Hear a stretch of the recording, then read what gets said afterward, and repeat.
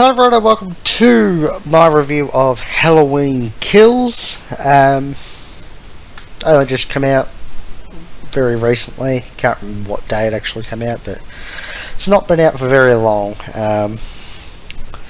I've seen it. I liked it.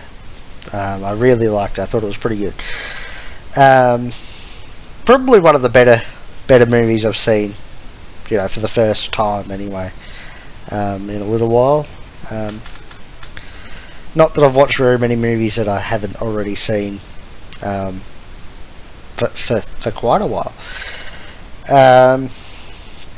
But yeah, no, it's a good movie. I liked it. I guess we can talk about what happens in the movie. Yeah, this will be spoilers, so if you haven't seen it, then go and watch it, come back and watch this. Or if you don't care, then just keep watching. But yeah, I guess we'll start at the start. Better than starting at the end. So at the start we get Deputy Hawkins being found by Cameron.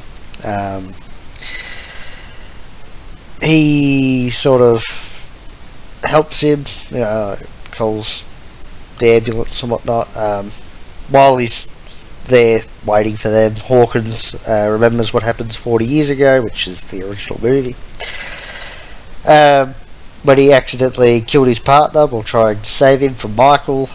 He also stopped Loomis from killing Michael, which has led to what's happened now. After that we go to the bar where Tommy Doyle and Marion Chambers, Lindsay Wallace and Lonnie, who is Cameron's dad, they're all survivors of Michael. They're all at the bar, and Tommy toasts to Laurie and whatnot. We then move to Laurie's house, which is on fire, which happened at the end of the last movie. We see Laurie, Karen and Allison in the back of a truck driving away as firefighters are heading to the house. While the firefighters are trying to put out the fire, they find Michael, who kills the ones that are inside the house and escapes. When he gets outside, he kills the rest of the firefighters with their equipment. Yeah, he then moves on to Laurie's neighbour's house, kills them too, which is very fun. Michael is very brutal in this movie for sure. Laurie gets to the hospital. She goes into emergency surgery. At the bar, Tommy and everyone else is alerted to the killings that have happened by the TV. They form a mob and decide that Michael must die tonight. The mob splits up to find Michael. Michael sort of gets to jump on a group. They split up, obviously, and one group encounters a bunch of kids.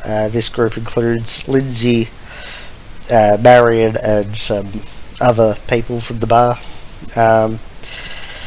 Michael gets to jump on him, and he kills everyone except Lindsay. The kids get away. I should probably mention that. They sort of run away. One kid doesn't. He gets killed, but the other ones run away. Yeah, Lindsay managed to hide from Michael, so she didn't get killed, but she was injured.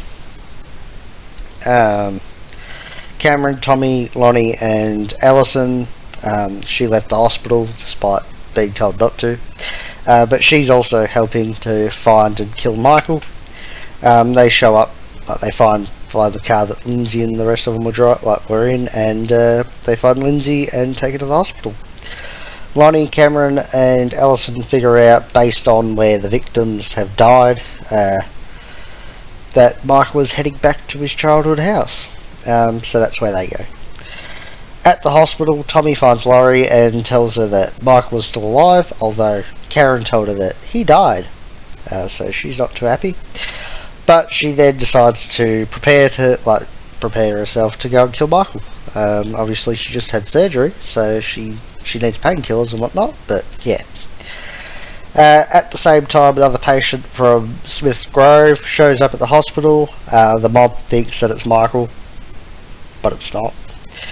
Eventually they corner him, and he jumps from a window that's very high up and just splats on the ground.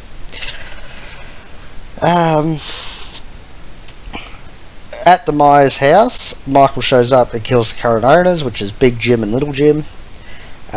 Shortly after, Lonnie, Cameron and Ellison show up. Michael kills both Lottie and Cameron. He also injures Ellison. She breaks her leg. And as he's about to kill her, Karen, who is working with Tommy, shows up and lures Michael into a trap where he's surrounded by Tommy and the mob. They beat the shit out of Michael. Karen stabs him in the back of the neck. It seems to kill him. Karen leaves to go back to Ellison.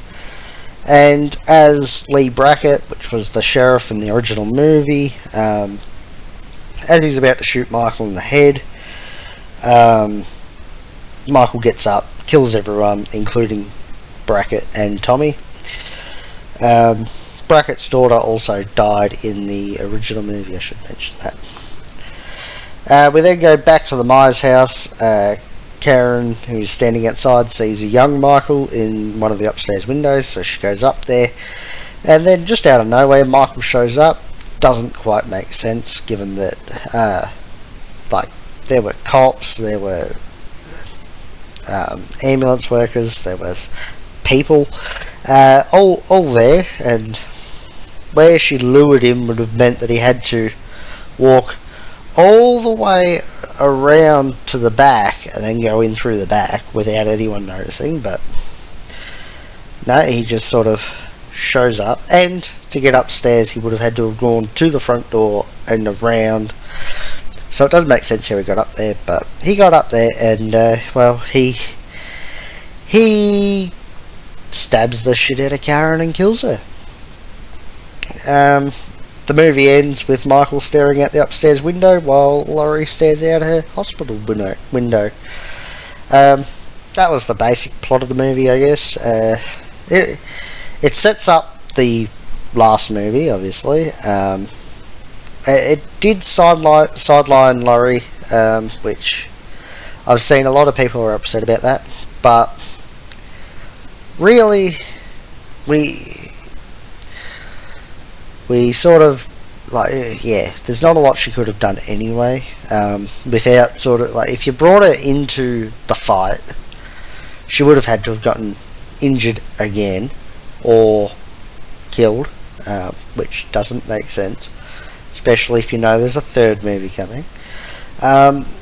This is just it's a second movie in a trilogy, pretty much, and most of the time, that's the boring movie. I didn't find this one too boring. I thought it was pretty good. You sort of look at Lord of the Rings, for, it's the second movie. Sure, it's a little bit boring in parts, but it's still a really, really good movie. The Battle of Helm's Deep is one of the best, and we will get to Lord of the Rings reviews at some point, but not yet.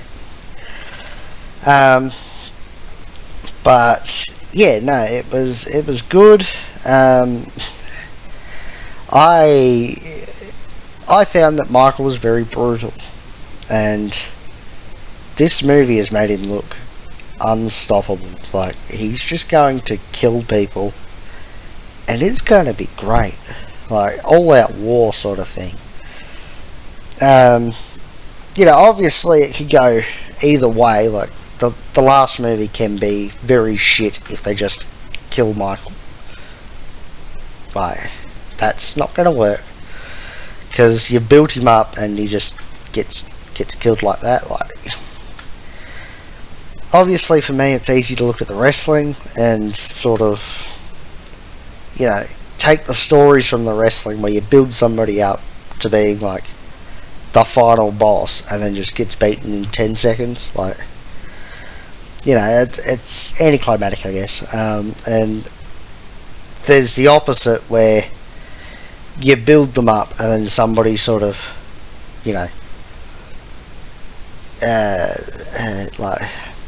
uses every trick they've got to win, and they eventually do, which feels it feels like an earned victory, and it's great.